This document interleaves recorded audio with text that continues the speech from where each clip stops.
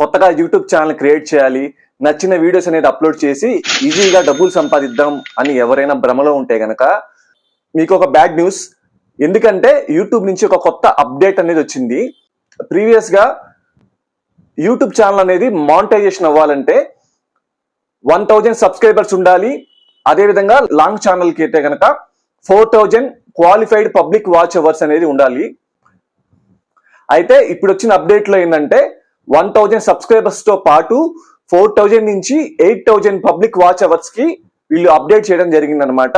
So మీ long channel అనేది monetisation అవ్వాలంటే తప్పకుండా 8000 క్వాలిఫైడ్ వాచ్ అవర్స్ ఉండాలి.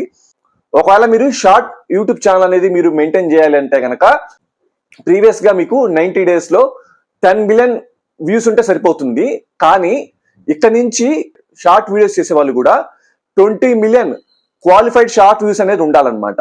సో ఇలా ఉంటేనే మీ షార్ట్ వీడియోస్ ఛానల్ అనేది మానిటైజేషన్ అవుతుంది. సో ఎవరైతే సీరియస్ గా మంచి కంటెంట్, మంచి క్వాలిటీ వీడియోస్ కన్సిస్టెన్సీగా అప్లోడ్ చేద్దాము అనుకునే వాళ్ళకి ఎటువంటి ఇబ్బంది అనేది ఉండదు అనమాట.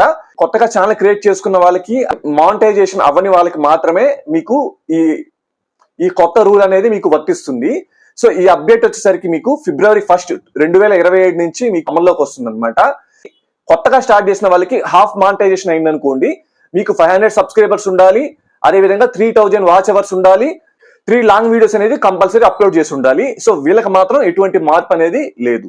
దీనికి సంబంధించి క్రియేటర్స్ మీరు ఏమనుకుంటున్నారో కింద కామెంట్ చేయండి. మరిన్ని అప్డేట్స్ కోసం మన ఛానల్ సబ్స్క్రైబ్ చేసుకోండి.